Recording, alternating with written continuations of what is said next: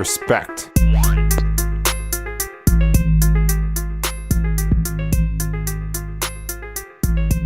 Senhoras e Respect. senhores, sejam muito bem-vindos a mais um episódio do Hitcast Brasil. Eu sou o seu host, o Pedro. Pelo amor de Deus, deixa eu baixar essa música, que provavelmente está muito alta. E hoje Respect. é um podcast provavelmente meio triste, porque Miami está perdendo por 3-1 do Philadelphia 76ers na primeira rodada dos playoffs. Então, a tristeza assola esse podcast, pelo menos eu e o nosso produtor musical, Sr. Wes. Como você está, Wes? Não tô triste, não. Tô revoltado, na verdade. Eu acho que poderíamos estar melhor na série. Acabou não acontecendo. E agora a gente tá de frente para um resultado difícil de ser revertido.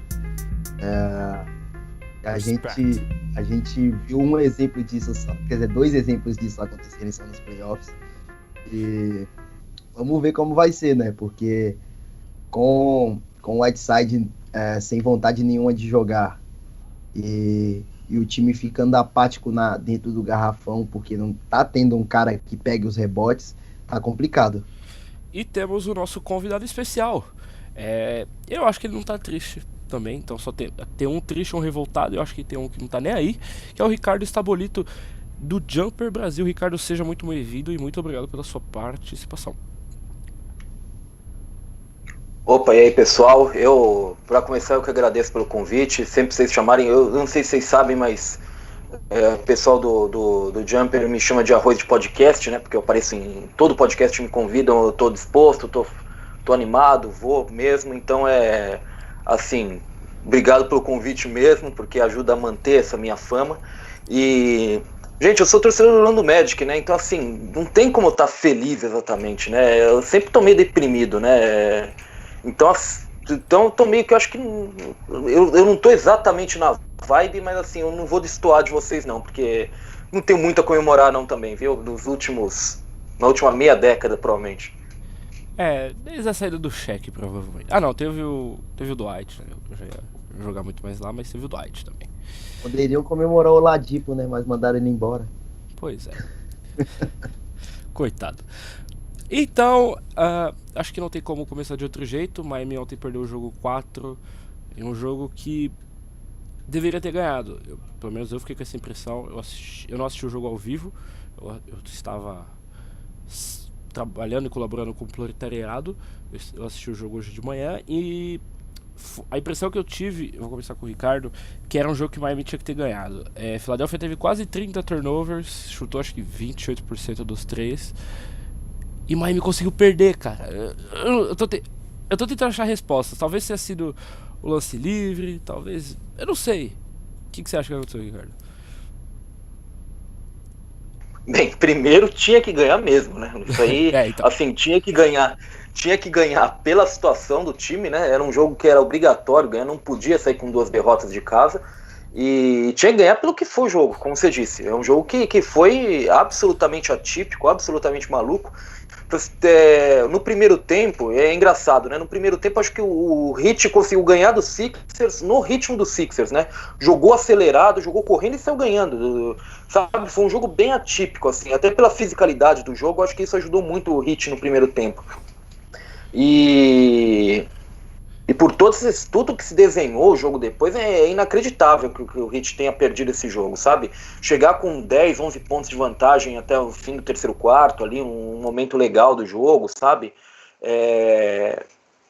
Eu tô meio com vocês, sabe? A gente vai ter que, nessa gravação, a gente vai tentar achar os motivos pelos quais o Heat conseguiu essa façanha que foi perder esse jogo. Mas assim, não é porque eu tô num podcast do Heat que eu vou mudar o que eu tinha dito lá atrás, né?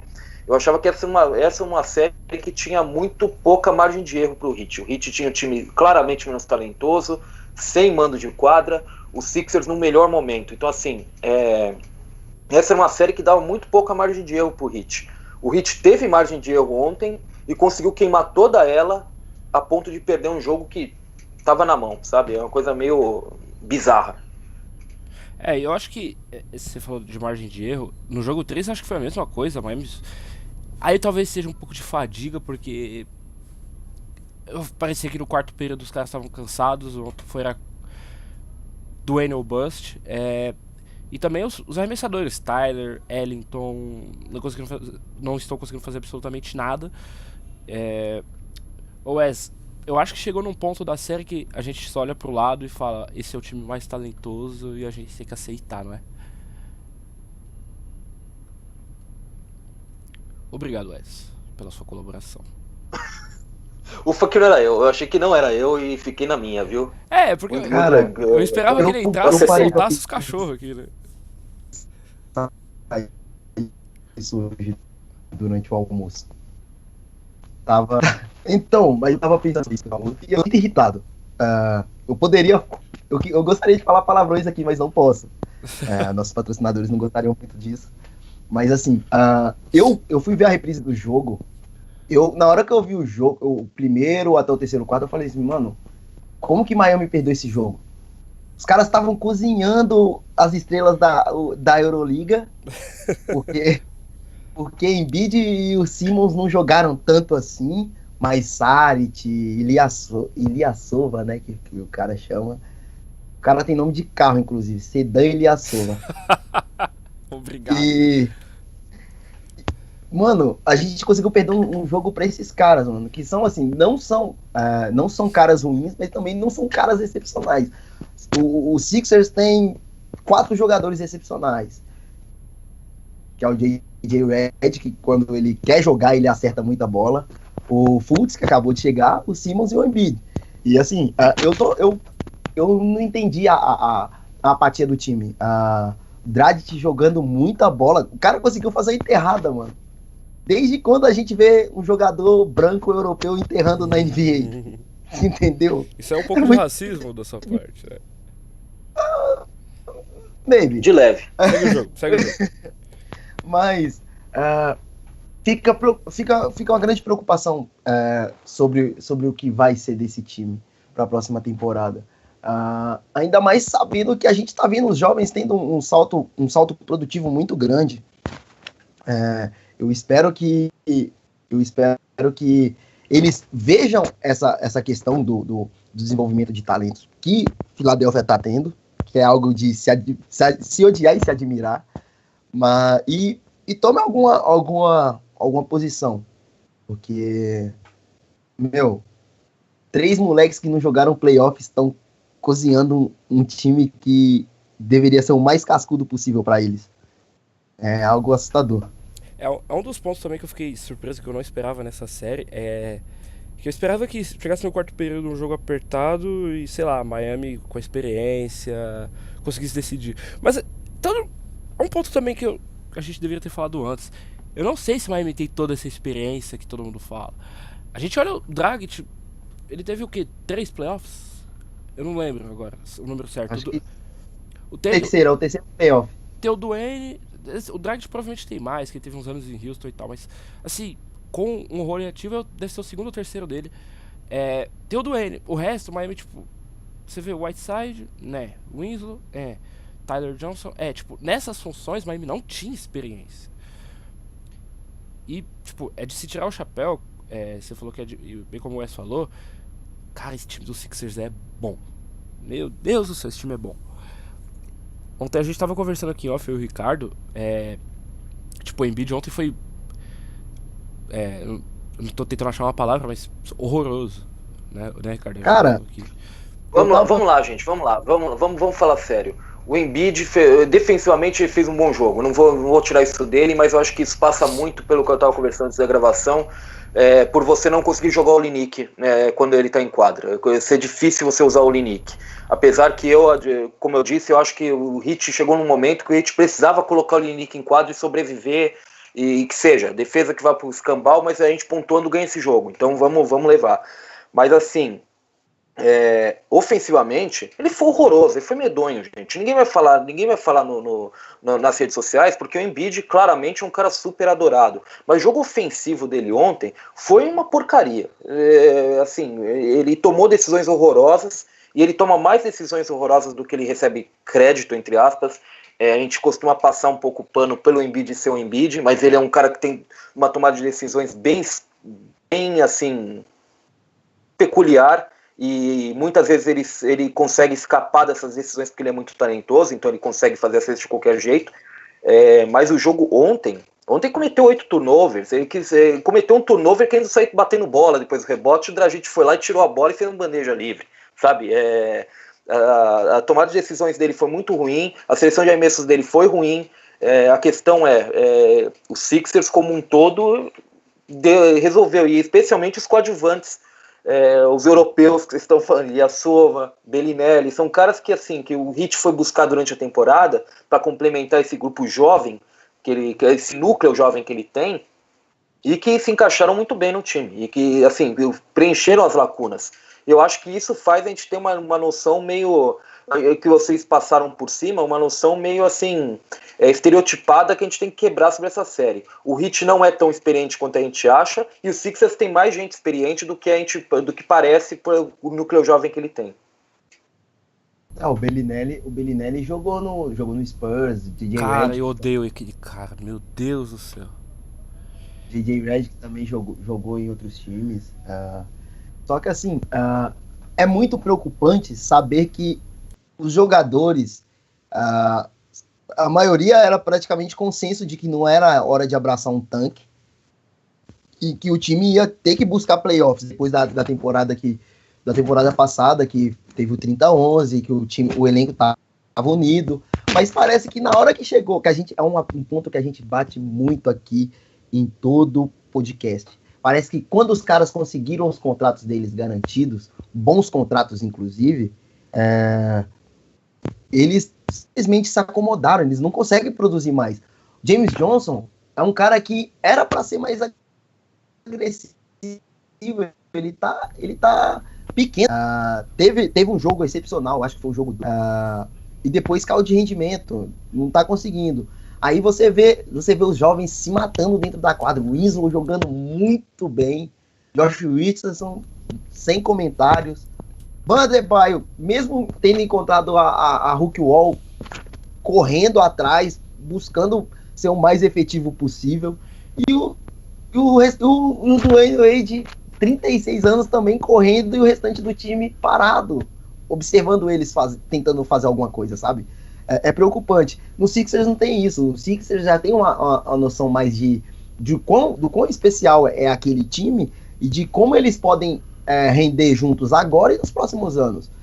Tem que ser uma mentalidade também que tem que ser adotada em Miami. O time embora seja um time que falte talento, falte algumas outras coisas, é um time que é especial, que pode render muito, muito bem junto.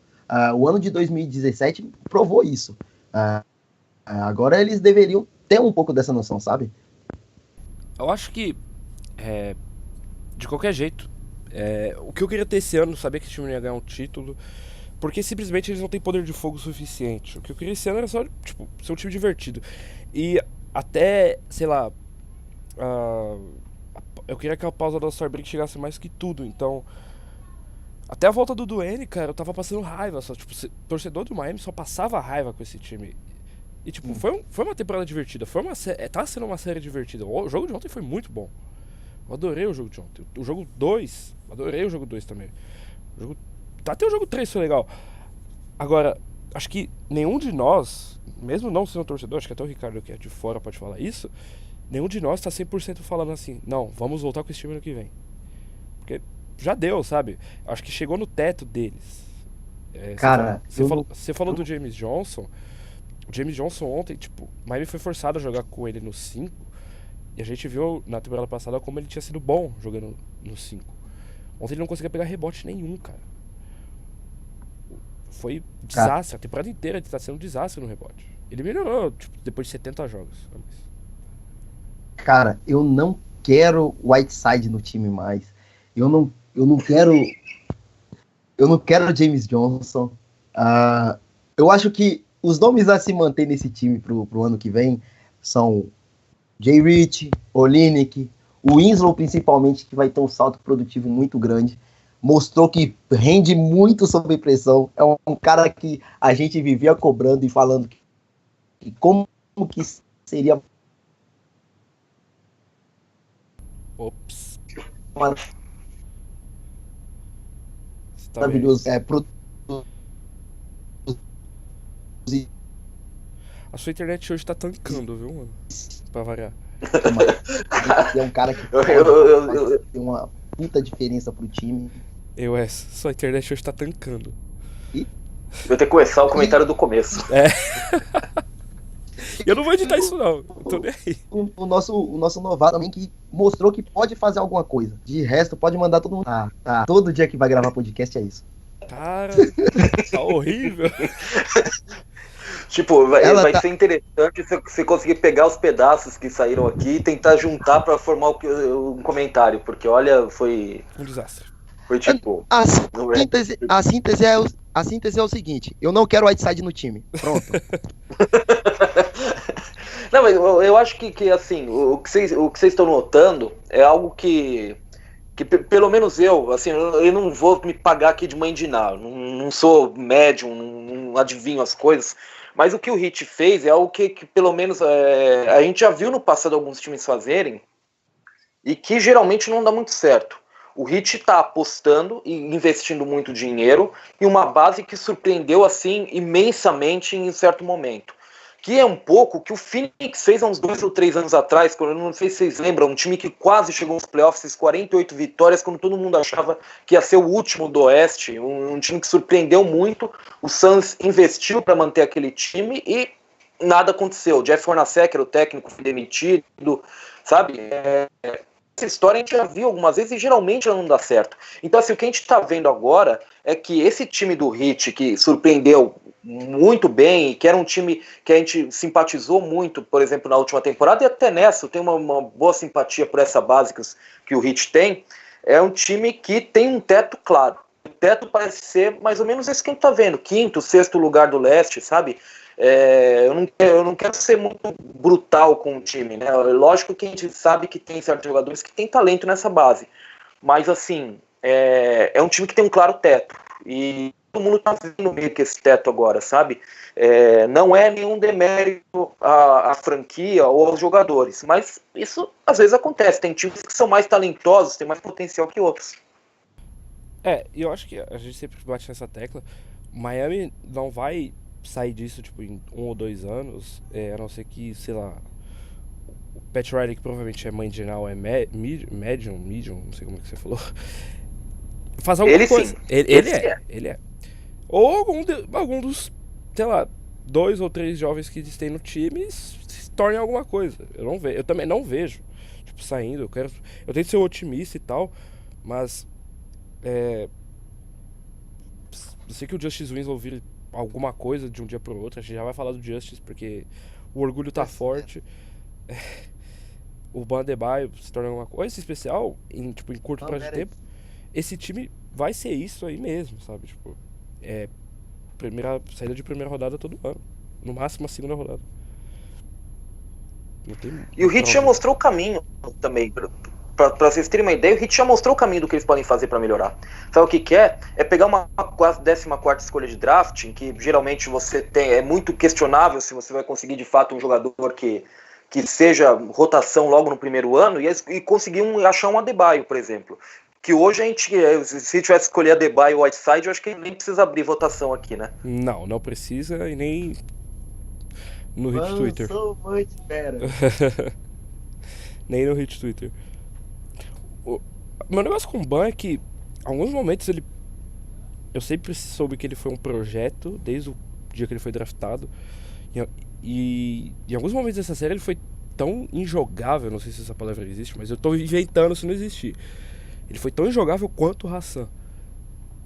Tudo bem que ele, principalmente no jogo 3 e no jogo 4, ele conseguiu ficar mais em cima do Embiid e tal, mais grudado. Mas horrível também, horroroso. E eu acho que é muito também de como mostra que é o seu time.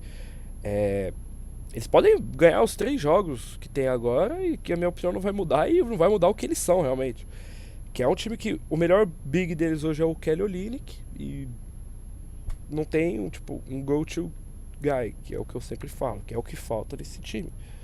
Óbvio que faltam jogadores de mais confiança, que é um cara que você pode confiar mais, mas não tem muito pra onde ir mais com esse time. Mesma coisa com ração. Sim. A imagem do que o Heat é, na verdade, é assim, no final do jogo, tá precisando achar uma cesta, você coloca o Wade com 36 anos na quadra e a bola na mão dele e fala, ó, sinal verde pra você, resolva, entendeu? Esse é a imagem do que o elenco do Heat é. Ele tem vários bons jogadores, bons coadjuvantes, mas na hora que precisa do cara que vai fazer algo diferente de fato, do astro, ele precisa recorrer ao Wade com 36 anos. E até por isso o Ex-Postra não pode usar o Wade muito tempo durante o jogo, porque ele sabe que no final provavelmente ele vai precisar do cara, sabe? E quando não era o Dwayne, era o John Waiters. Saudades do meu ex. Adoro o John Waiters, não falem mal dele, viu? Cara, Já vou amo o John avisando. Waiters. eu não vou sair dessa montanha que eu tô agora. Tem gente no Twitter falando, nossa, o Heat poderia ter realmente usado o John Waiters. Eu não acho que poderia ter usado, principalmente a defesa, porque ele é baixo. Tudo bem que ele era um bom marcador ano passado, esse ano teve lesão e tal, mas não acho que o Heat poderia ter usado ele.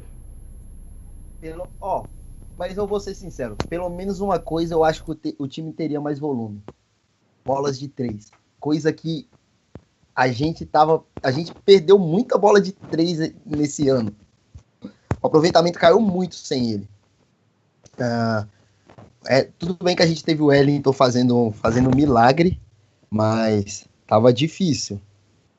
E assim, falando sobre o Ban, olha uma curiosidade.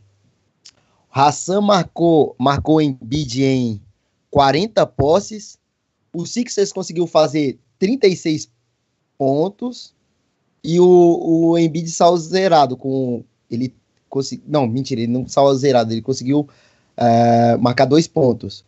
E o Ban, com a marcação do Ban, vamos ver aqui, ele foi marcado pelo Ban em 19 posses, o Sixers conseguiu fazer apenas 14 pontos e ele saiu zerado. E com 3 turnovers ainda.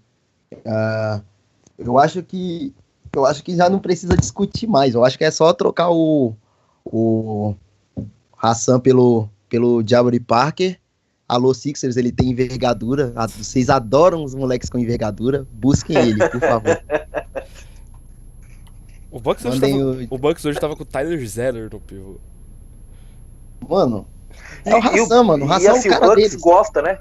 Yeah. E o Bucks gosta muito de usar, assim, o Bucks, os melhores momentos dessa série contra o Celtics foi quando, tipo, eles falaram, eu sei que eu tenho o Tyler Zeller, eu sei que eu tenho o John Henson, mas, tipo, vamos jogar com os 5 melhores jogadores do time em quadra e vamos ver no que dá, já que o Giannis basicamente é um pivô, tem um corpo de um pivô, a não ser sendo mais magro, logicamente, do que a gente imagina de um pivô.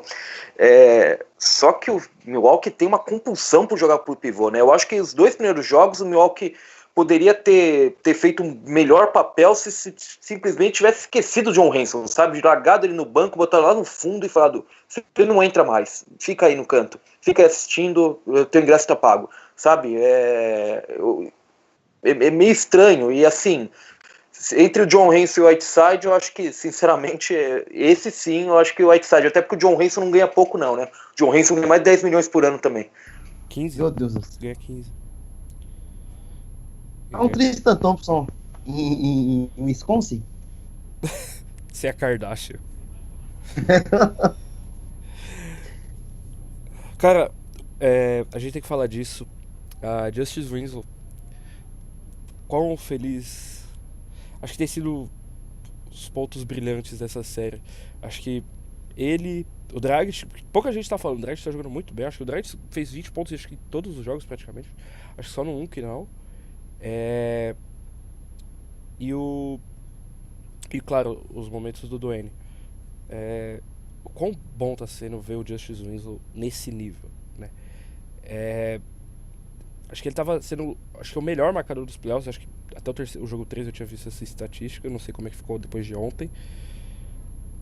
E se ele acertar a mão no negócio em volta do aro, de bandeja, cara, ele vai ser um problema, realmente. O que vocês acham?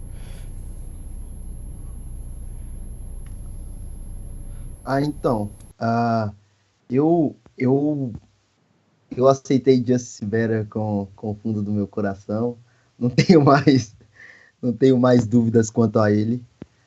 Espero que ele dê um salto produtivo muito grande. Quero muito isso. E o futuro dele vai ser brilhante. Acho que o futuro dele, do Josh Richardson também vai ser brilhante.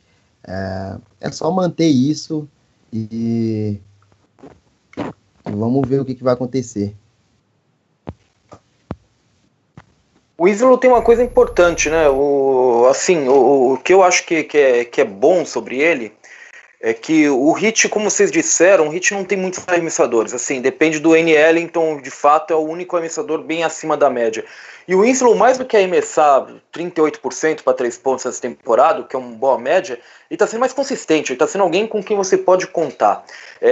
Na maior parte do início da carreira dele, o Winslow não podia, você tinha a impressão que o Winslow não podia jogar, porque no ataque ele era claramente alguém que se deixava num canto da quadra e ninguém se preocupava com ele.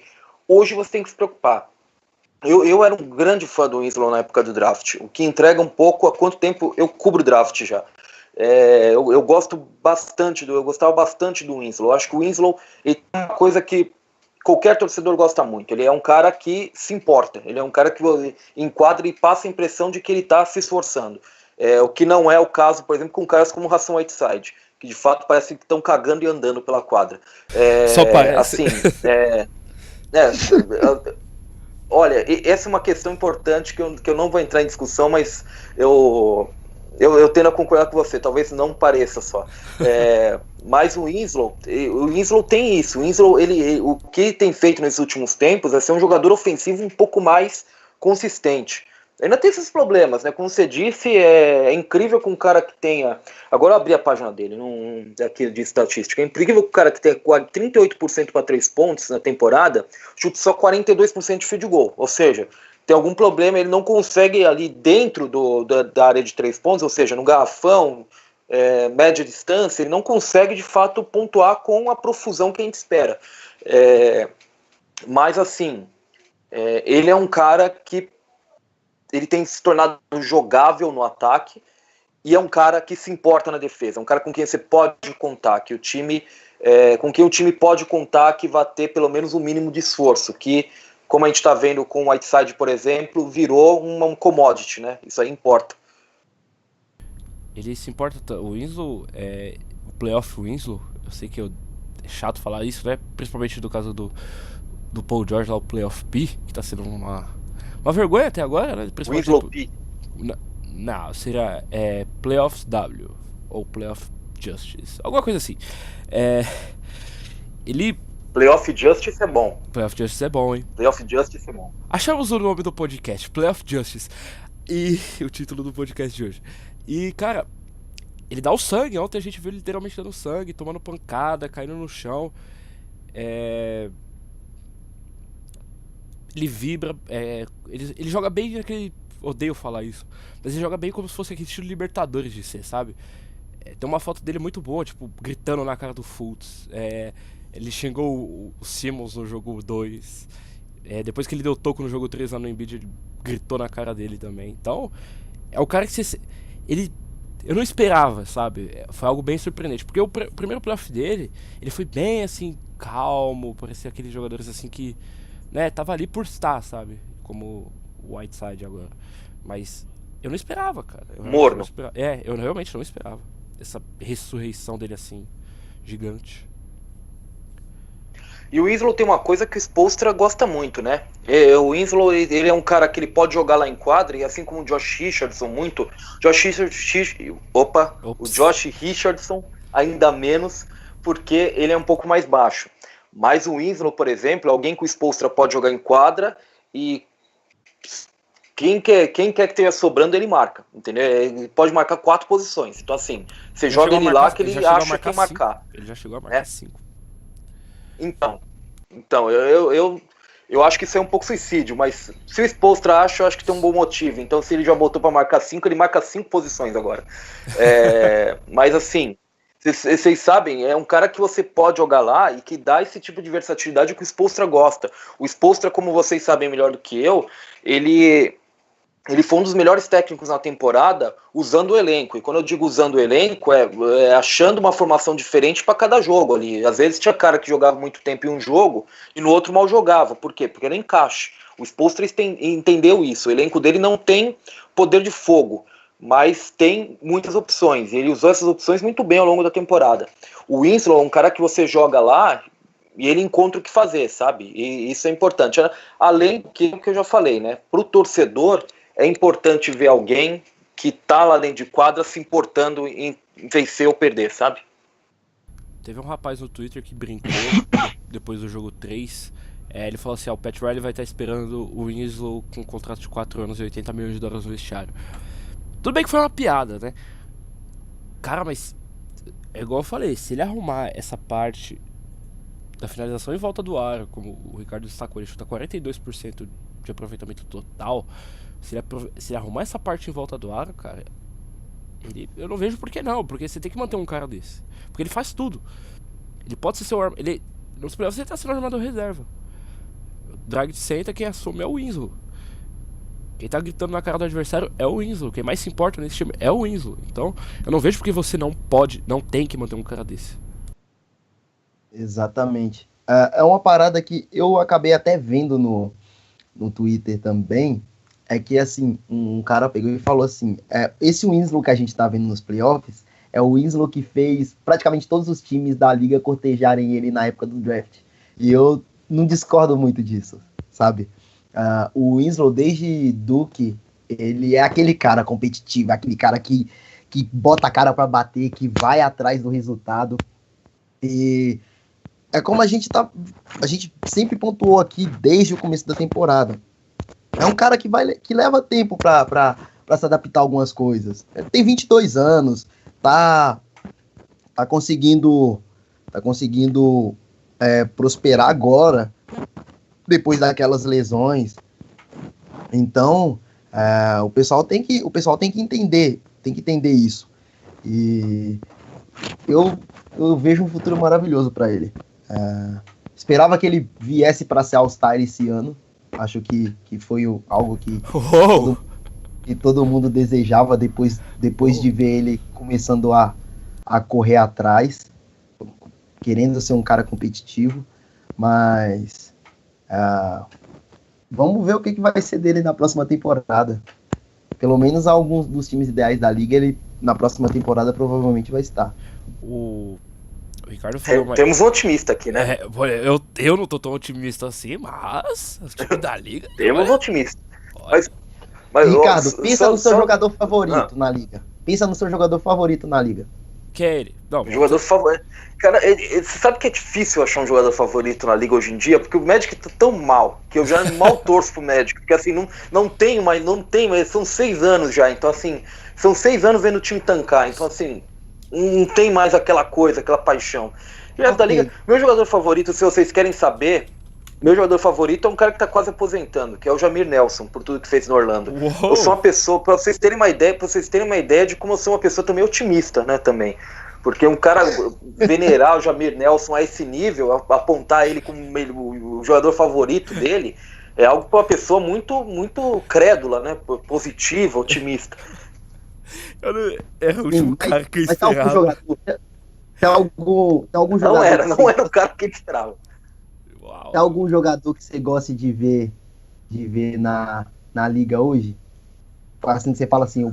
sim, não. Aí sim, aí tem muita gente. Por favor, não fala de James Harden. Cita um. Não vou falar do James Harden. Não vou falar do James Harden. Vamos falar Anthony Davis. Pronto, pra pegar alguém que tá em alta, Anthony Davis. Vamos lá. Anthony Davis? Just better. Acho que ele não troca, né? Como que é? Vocês têm que captar a ideia do torcedor do Boston, né? Não trocaria Jason Tatum e Jaylen Brown por Anthony Davis. Ou os dois. Não? Ou por Kawhi Leonard. Não trocaria nenhum. Se é para envolver os dois, Me lembra um pouco a história eu acho que vocês devem até lembrar, quando o Kobe pediu para sair do Lakers e o Bulls queria ele, a torcida do Bulls estava absolutamente apavorada com a chance que o time tinha de trocar ao mesmo tempo Luol Deng e Kirk Harris pelo Kobe. Não queria de jeito nenhum isso, sabe?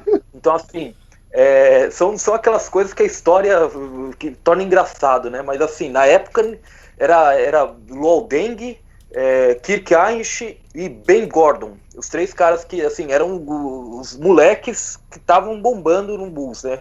E os caras falaram, não, envolver dois desses caras não, um no máximo pelo Kobe. E o Kobe, a gente tá falando do Kobe no auge, né? 2007, 2008. Imagina ter pensado desse jeito. E sobre o Winslow rapidinho, sabe, uma coisa que eu lembro do draft é que o Winslow ele era muito no ataque, a gente tinha a ideia de que ele era um finalizador, basicamente. Ele era um cara que explodia pra cesta. Então isso dá uma ideia de como o jogo ofensivo dele não funcionou de cara, né? Porque isso é um problema dele hoje na NBA. Ele não consegue finalizar em torno da cesta. Então assim, é complicado, né? Então assim, a gente entende por que demorou um pouco pra andar a coisa pra ele. E além disso, acho que a condição do mercado hoje, com poucos times com dinheiro, vai fazer o Heat conseguir um bom contrato pelo Winslow. Acho que tipo uma faixa de 8 milhões por ano só pelo Winslow, porque o mercado está muito pouco dinheiro no mercado. Então assim, vai ter milhões de agentes livres que estão esperando ganhar o dobro do que eles vão ganhar de fato no fim das contas. Então acho que o Winslow talvez... o contrato que ele consiga nesse mercado de hoje, talvez seja o contrato que o Lou Williams fez, né? 3 anos 24 milhões, 4 anos 32 milhões, alguma coisa assim.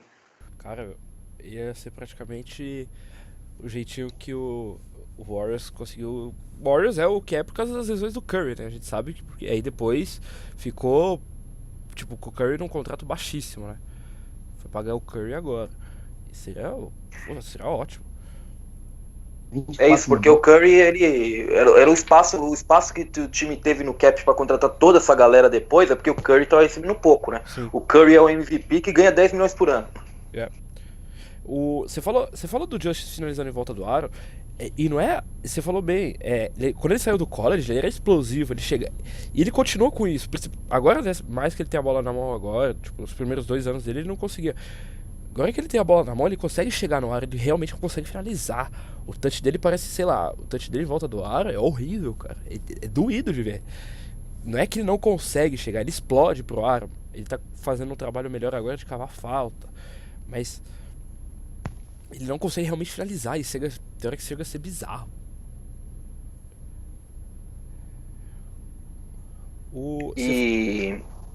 Isso é engraçado porque mostra um pouco o que a gente costuma falar agora em época de draft, essas coisas, né? Quando a gente tem alguns jogadores que o pessoal gosta muito e tem certas coisas que não são certas habilidades que não se traduzem muito bem assim diretamente do colegial do universitário para NBA. E essa é uma dessas questões, a finalização em torno da cesta. Por quê? Porque o Justice Winslow, quando estava na faculdade, estava finalizando em torno de um cara pouco atlético de 2 metros e 1. Na NBA está finalizando em torno do Anthony Davis. Sabe, é outro nível. Ou do Embiid. Então, assim, é outro nível. Sim. O cara tem que se adaptar, ele tem que aprender, sabe? O cara não chega pronto, né? Tem que aprender. Leva tempo e tal. Eu quero voltar um pouquinho atrás agora. Você falou de como a fisicalidade ajudava o Heat. Eu fiquei surpreso como o Philadelphia também respondeu a isso. Eu não esperava que eles, sei lá, porque quando você fala assim de um time menos talentoso querendo ser mais físico, você espera que, sei lá, algum jogador perca um braço. Por exemplo, como foi aquela série Celtics e Cavs, no primeiro ano do LeBron de volta, que o Olynyk arrancou o braço do Kevin Love. A gente esperava ver isso. E aí não, o que aconteceu, por exemplo, no jogo 4 foi tipo todo o jogador do Heat sendo machucado, né? O Josh Richardson agora tá sem ombro, o Justice Winslow tá cortado, acho que o Dragic também não tá 100%. Eu, tipo, mais uma vez, eu tiro o chapéu pra Filadélfia. Eu fiquei muito surpreso, eu esperava que eles ganhassem a série, agora, sério, mas eu esperava que eles arrastassem até 7. Eu esperava que eles ganhassem desse jeito também, tipo, fazendo o jogo de Miami e o jogo de Filadélfia.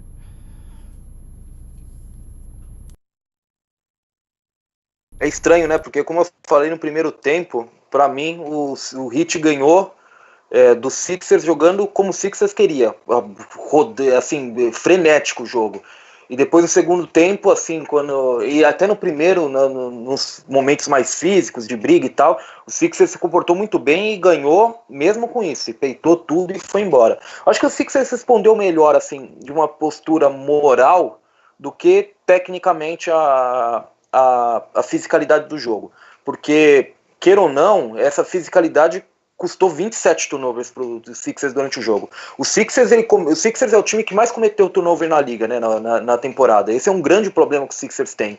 Mas não vinha sendo um problema na série em si. Na série, tipo, eles cometeram, acho que o máximo que eles tinham cometido nos 3 primeiros jogos eram 15. Eles saíram do primeiro tempo com 17 do jogo 4, né? Então, assim, eu acho que tecnicamente eles não responderam tão bem. Eles perderam muita bola, eles acabaram um pouco que, do ponto de vista assim, de proteger a bola, eles acabaram não respondendo tão bem a essa fisicalidade. Mas é o que você disse, eles responderam em postura.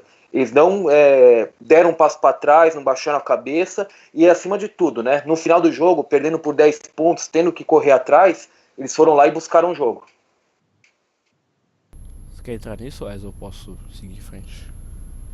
Cara, eu acho que não tem muito o que falar, é basicamente isso. O time não consegue, o time não tá conseguindo ter esse encaixe de mentalidades, sabe? Não só a questão tática, mas é uma questão de comunicação também. Tá faltando comunicação pro time. Os caras do Sixers conseguem desenvolver melhor o que eles precisam fazer.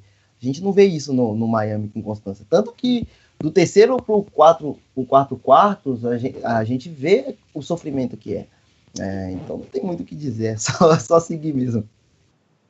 Uma das coisas também que o Ricardo falou, que eu queria tocar também, é que o Spoelstra foi ótimo em fazendo ajustes e se jogando de acordo com o adversário. E ele não tá sendo isso na série. Olha, toda vez, eu sei que eu faço isso toda vez que eu vou sentar a madeira em alguém aqui nesse podcast e tal, que eu falo, olha, eu não tenho nada contra a pessoa, eu gosto da pessoa, do jogador, do treinador.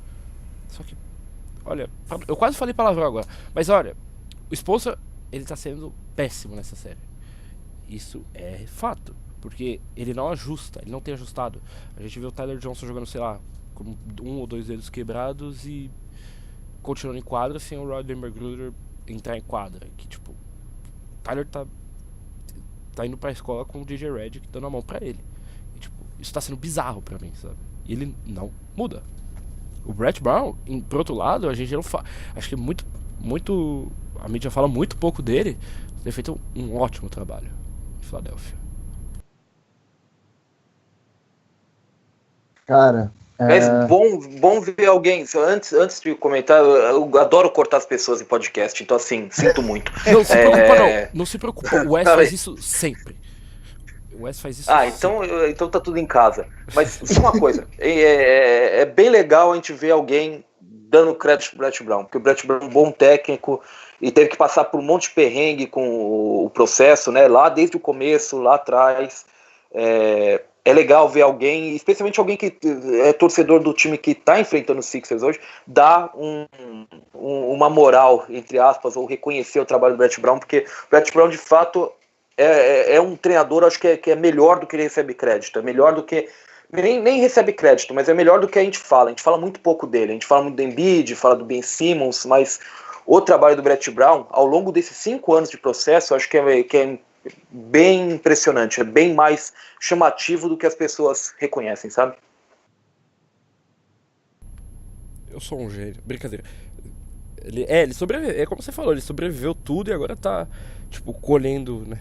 Colhendo todos os frutos dele. É bom por ele, tipo, é legal ver, principalmente porque a organização que fez tanta cagada finalmente, sei lá, fazer algo positivo, que foi manter o cara por todo esse tempo.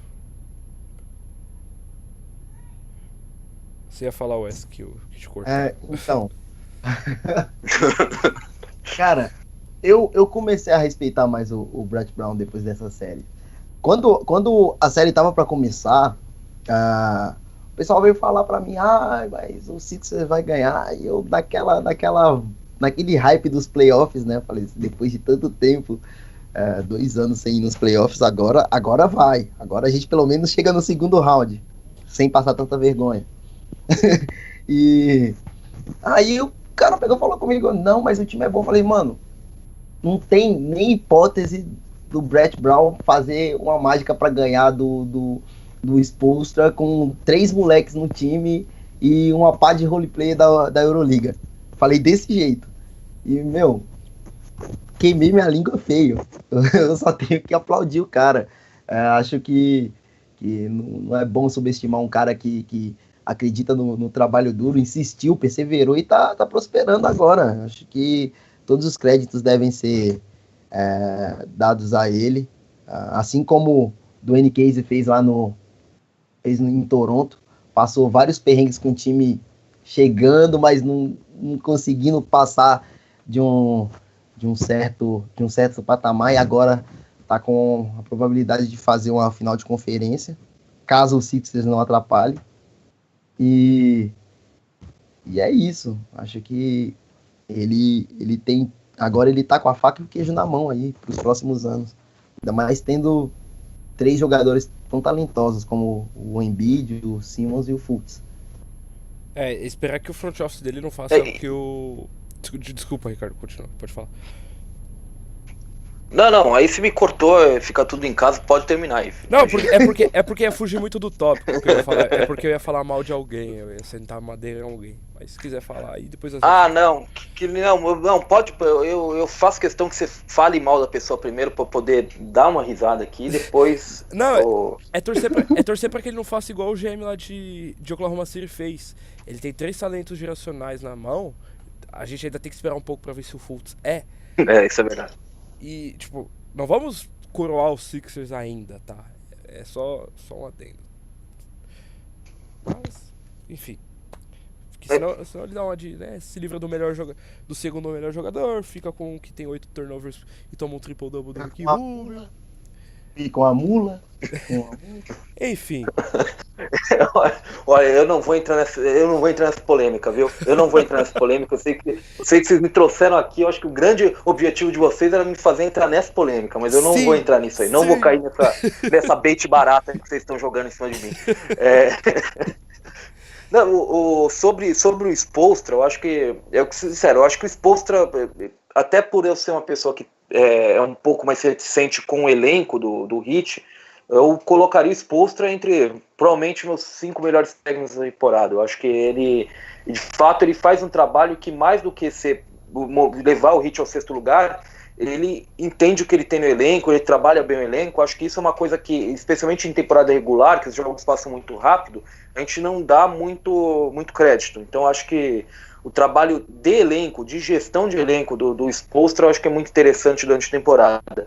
Nos playoffs eu também tenho meus problemas com o que ele tem feito. Vocês têm mais porque vocês acompanharam um pouco melhor a série, eu imagino, só um pouquinho melhor, né? Só um pouquinho do que eu, mas certamente vocês têm mais, vocês têm uma percepção mais geral de quais são os problemas e entendem um pouco melhor como os jogadores estão, mas eu, por exemplo, concordo com você, por exemplo, no sentido de que o que o Tyler Johnson está fazendo nessa série, sabe? Está fazendo em quadra. Eu não estou entendendo direito o que ele está fazendo em quadra. Pra vocês terem uma ideia aqui, eu estou com o NBA Stats aqui aberto. A formação, claro, que mais jogou do Heat nessa série é a formação titular, né? O Dragic, James Johnson, Tyler Johnson, Josh Richardson e Whiteside. Esse time, ele tem um net rating, né, um saldo por 100 posse de bola de menos 15. Então, assim, claramente esse não é o time, entendeu? Claramente esse não é o time para essa série. E assim, essa formação jogou 15 minutos a mais do que qualquer outra que o Heat tentou em quadra. Então, assim, eu não sei o que o Tyler Johnson está fazendo em quadra. Eu acho que eu confio no julgamento do Spoelstra, deve ter algum motivo ele tá pensando nisso, mas eu realmente não entendi ainda, não caí na real ainda. E outro problema, e aí falando sobre o jogo de ontem, né, eu acho que é claro que com o Embiid na série é mais difícil você jogar o Kelly Olynyk, mas chega um momento em que o Heat tá 10 ou 11 pontos na frente no final do quarto e começa a ter problemas para pontuar, começa a não encontrar o arremesso, sabe, não encontrar formas de pontuar. eu acho que esse é o momento em que você tem que ter o Olynyk na quadra. Eu acho que mesmo que você vai sofrer na defesa, você aposta que o Embiid estando mal no ataque, vai continuar mal no ataque, vai se enrolar por ele mesmo, vai tomar decisões por ele mesmo, e a gente vai sobreviver com isso, sabe?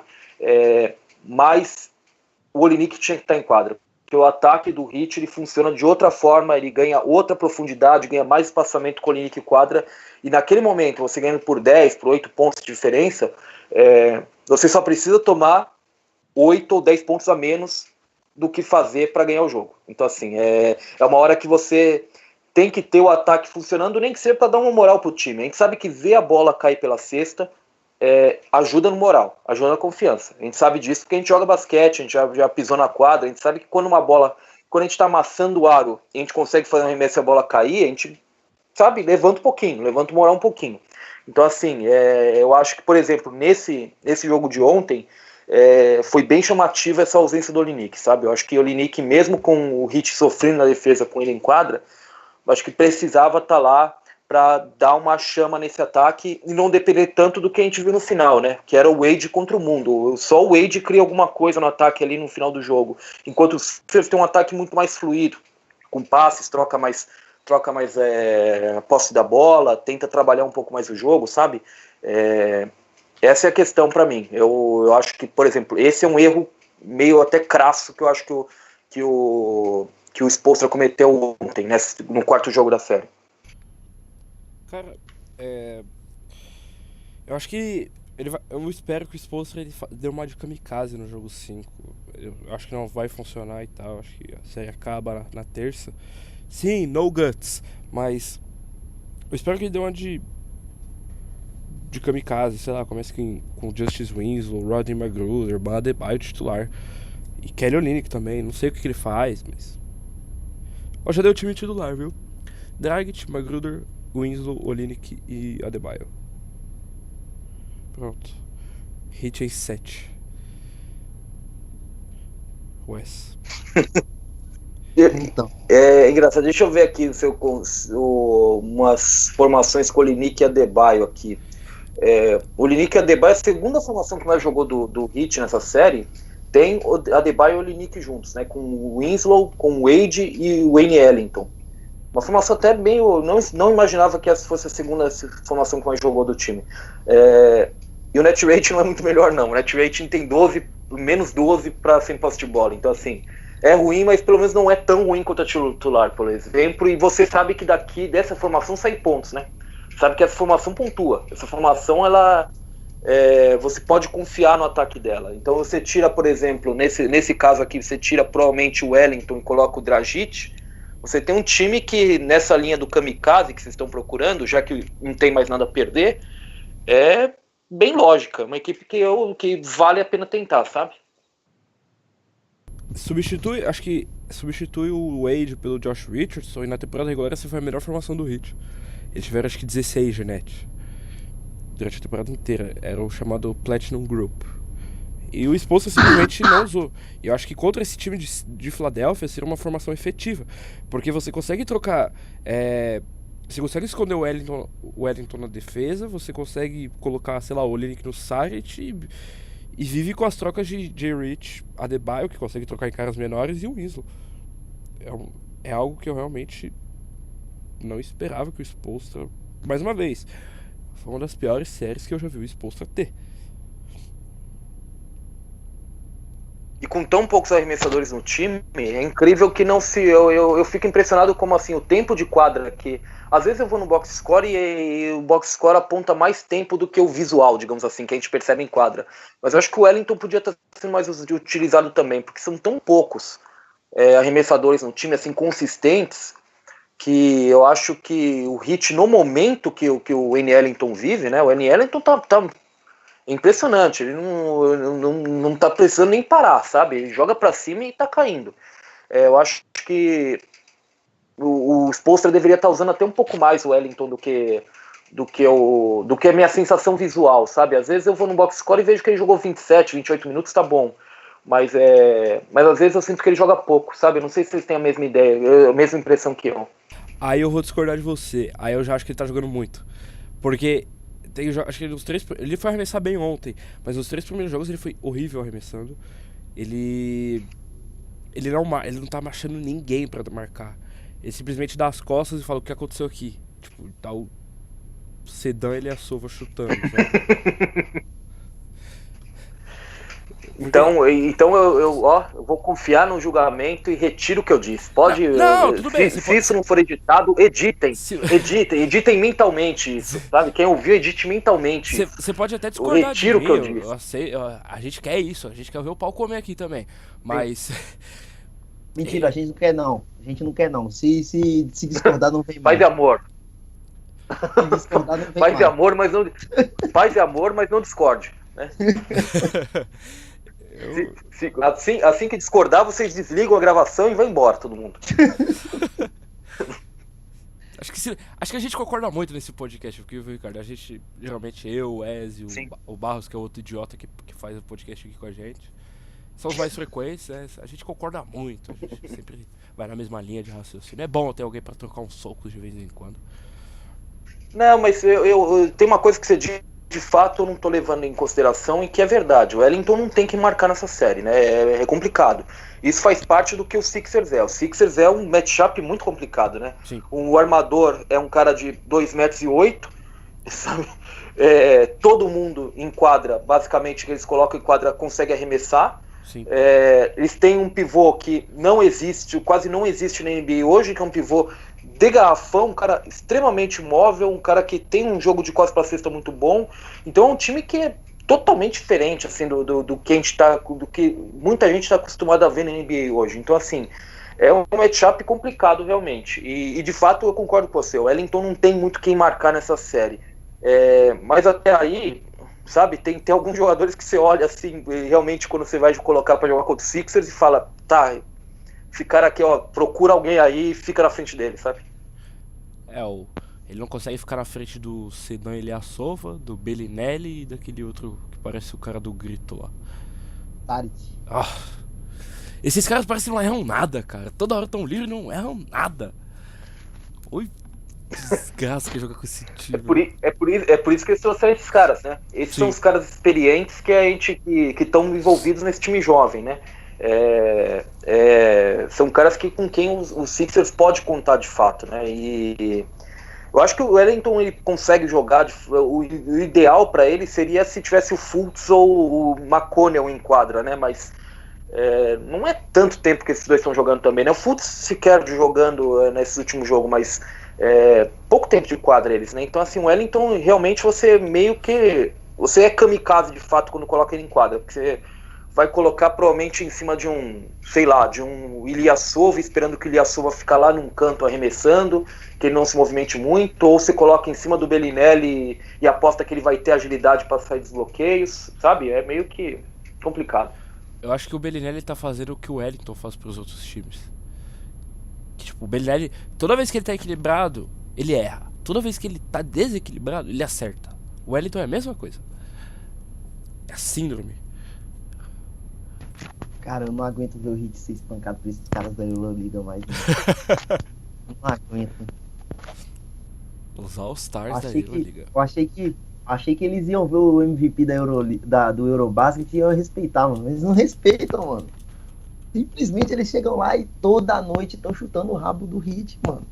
Tá difícil.